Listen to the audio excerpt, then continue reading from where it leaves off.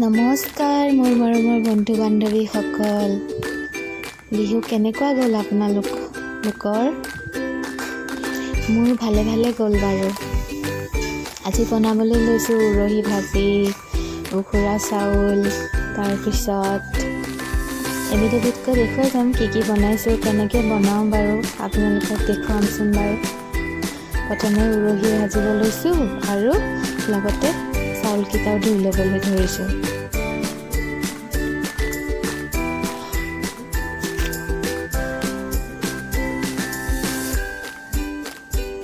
এতিয়া ভাবিছোঁ ভাজিখিনি ধুনীয়াকৈ কাটি ল'ব লাগিব।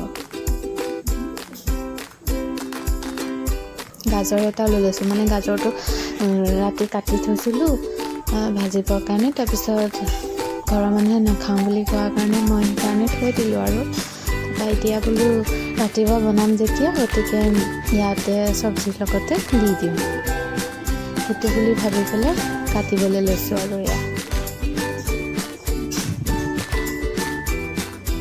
ধুনীয়াকৈ কাটি লৈছোঁ। তাৰপিছত আকৌ উৰহিখিনি মানে ওপৰত এনেকৈ ছালটো এৰুৱাই ল'লে কাটি পেলাই, তেতিয়া মানে ভাল হয়। মানে আঁহটো যিটো আঁহ থাকে আৰু সেই আঁহটো আঁতৰাই ল'ব লাগে। মই অৱশ্যে তেনেকৈ কৰোঁ বাৰু দেই।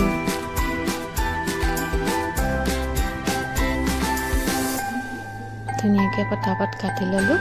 আলুটো চুচটো গুচাই ল'লোঁ।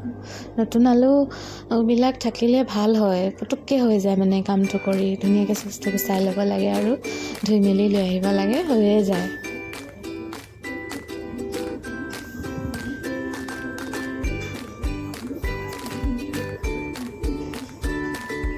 তাৰপিছত এয়া চব্জিখিনি ধুই আনি পেলাই পানীকণ দিয়ে লৈছোঁ, দি পেলাই তাতে কাটিছোঁ ধুমানো।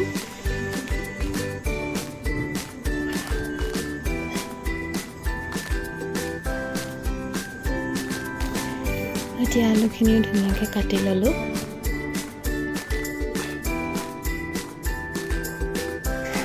এতিয়া ভাত বহাবৰ কাৰণে চচটো বহাই থৈছোঁ গেছৰ ওপৰত। পানীখিনি গৰম হ'বলৈ দিছোঁ।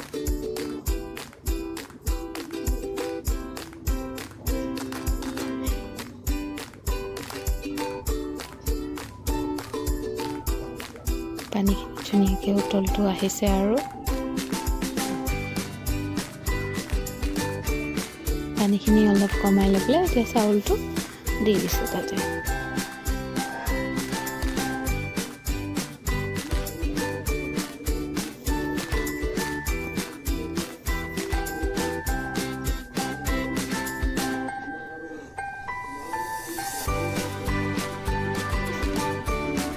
ধুনীয়াকৈ ভাতটো উতলিছে।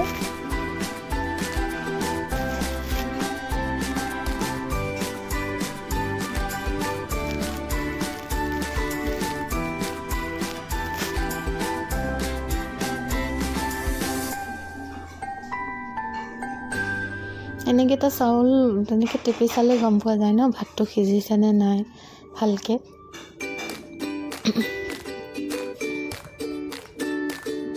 এতিয়া মোৰ ভাতটো কাটিও হৈ গ'ল, ধুনীয়াকৈ ভাতটো হৈ গ'ল। এতিয়া ঢাকি পেলাই কাষতে থৈ দিম ইটো ষ্টভত, আৰু এইটো ষ্টভত কেৰাহীটো গৰমাই পেলাই তেল অকণ দিয়ে থৈছিলোঁ, গতিকে সেইটোলৈ লৈ আহিলোঁ। আকৌ ধুমাধুম ভাজি তেলখিনি দি তাতে পিঁয়াজ দি পেলাই ধুনীয়াকৈ লৰাই পেলাই ভাজিখিনি দি দিছোঁ।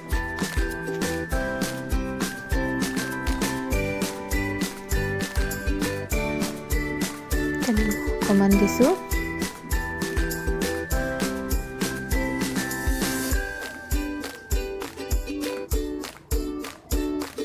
হালধি অকণমান দিলোঁ। আমাৰ ইয়াত ঘৰুৱা হালধি হয়, বেছি দিব নালাগে, অকণমান দিলেই হৈ যায় কালাৰ।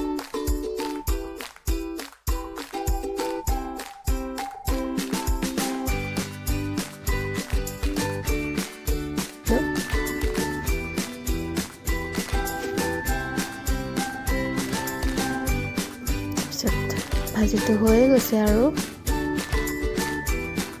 অকণমান এনেকৈ লৰাই পেলাই এনেকৈ অকণমান চাইডলৈ কৰি দিবচোন, যিটো তেল থাকে সেইটো তলত ওলাই আহে। মই তেনেকৈয়ে দিওঁ বাৰু। অৱশ্যে আমি ঘৰত তেলটো খুব কম খাওঁ, সেইকাৰণে মানে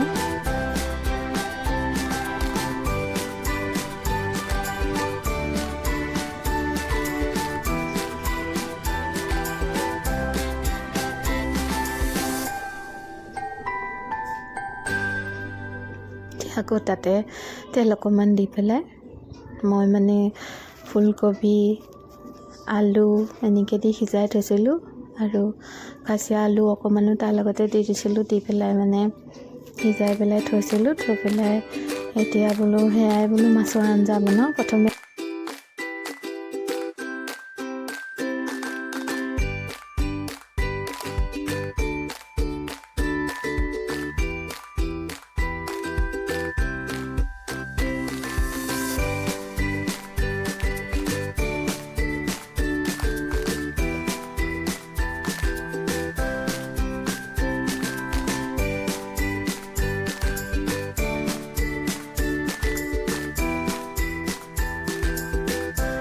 লৈ পেলাই এতিয়া ধুনীয়াকৈ আকৌ অকণমান গৰম কৰি ল'লে ভাল হয় আৰু মানে আগদিনাই ফ্ৰাই কৰি থোৱা আকৌ তাতে ফ্ৰিজত থৈ দিলে বেছি ঠাণ্ডা হৈ থাকে ন, গতিকে অকণমান তাপ অকণ দি ল'ব লাগে, দি ল'লেহে বস্তুটোত ভাল লাগে খাই।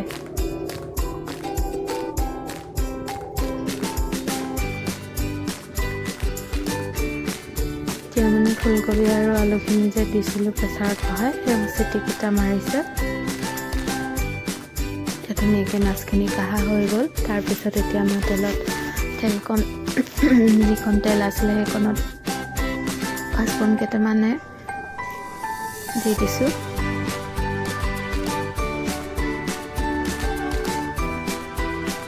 তাৰ লগতে প্ৰথমে জিৰা কেইটামান দিলোঁ, তাৰপিছত পাঁচফোৰণ কেইটামান দি দিলোঁ, দি পেলাই বিলাহীকণ দি পেলাই অকণমান ধুনীয়াকৈ ভাজি দিছোঁ।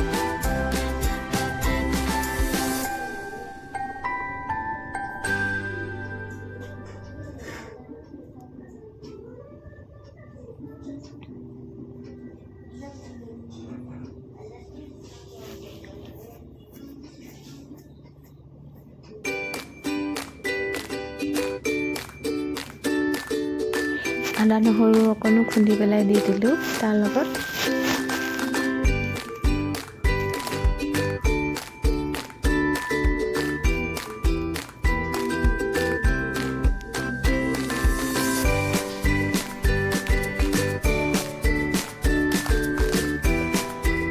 তাৰপিছত হালধি অকণো দিলোঁ, নিমখ অকণ দিলোঁ।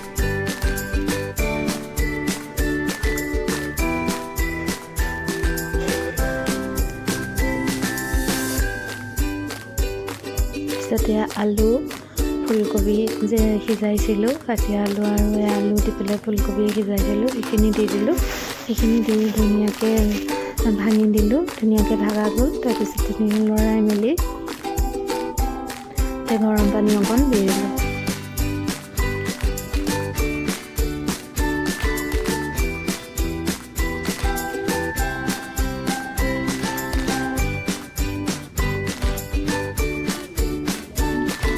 ছাইডত থৈ মাছ কিপিচ দি দিলোঁ, সিটো ষ্টভত জ্বলাই দিলোঁ, দি পেলাই মাছ কিপিচো দি দিলোঁ তাতে কেৰাহীটোত। তাৰপিছত ইয়াতে প্ৰেছাৰ কুকাৰটো বহালোঁ। প্ৰেছাৰ কুকাৰত এতিয়া মই আকৌ চিকেনখিনি দিম।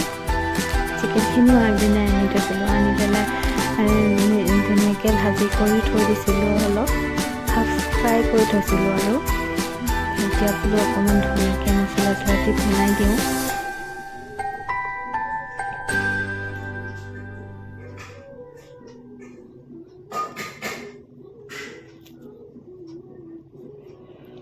ইয়াতে তেজপাত দিলোঁ, পাঁচফোৰণ অকণমান দিলোঁ, জিৰা দিলোঁ, তাৰপিছত দিলোঁ আদা নহৰু পেষ্ট অকণ বনাই পেলাই দিলোঁ, লং দিলোঁ, ইলাচি দিলোঁ, দালচেনি দিলোঁ। সকলোখিনি দিয়াৰ পিছত তাৰপিছত বিলাহী আৰু পিঁয়াজখিনি একেলগে দি দিলোঁ।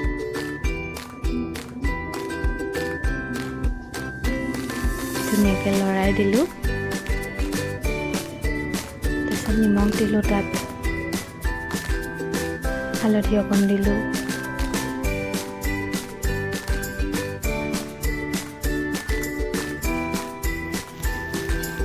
মোৰ আগৰ ভিডিঅ' এটা আছে বাৰু, তাত মই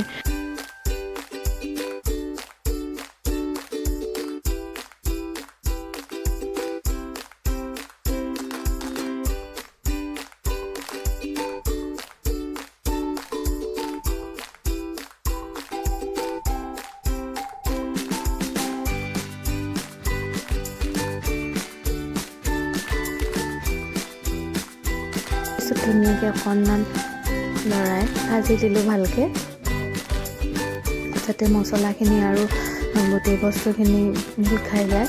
ইয়াৰ লগতে মই কাশ্মীৰী ৰঙা জলকীয়া গুড়িটো দিলোঁ, তাৰপিছতে দিলোঁ জিৰা গুড়ি, আৰু মই বিশেষ মছলা নিদিওঁ মানে, এনেকৈয়ে বনাওঁ আৰু টেষ্টটোও ভাল হয় অৱশ্যে দেই। অকণমান জালুকৰ গুড়ি দি দিওঁ আৰু কেঁচা জলকীয়াও দিওঁ, তেতিয়া স্মেলটো ভাল হয় আৰু খাবলৈ বহুত সোৱাদ হয়। এনেকৈ আপোনালোকে বনাই চাবচোন, সহজো হয়, সোনকালে হয় আৰু খাবলৈও ইমান ধুনীয়া হয়। তাৰপৰা মাছৰ আঞ্জাখিনিতো মই অকণমান হোৱাৰ পিছত ধনিয়া অকণমান ওপৰতে ছটিয়াই দিলোঁ, তেতিয়া স্মেলটো ধুনীয়া হয় আৰু খাবলৈও ধুনীয়া হৈ পৰে। এনেও দেখাত ভালেই লাগিছে, খাই আৰু ধুনীয়া লাগিল।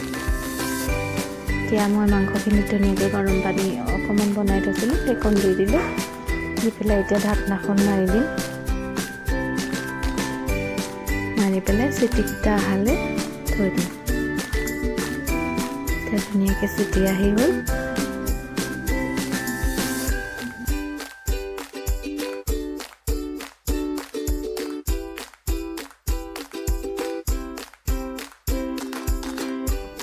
এনেকৈ প্ৰেছাৰত বনোৱা মাংস আপুনি ৰুটিৰ লগত নহ'লে ভাতৰ লগত বৰ ধুনীয়াকৈ খাব পাৰে।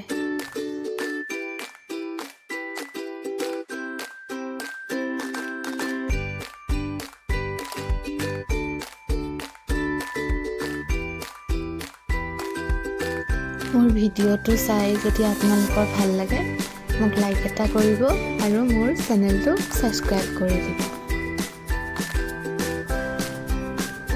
চাওকচোন কি ধুনীয়া হৈছে, ইমান ধুনীয়াকৈ সিজিছে, দেখিবলৈকো ভাল লাগিছে।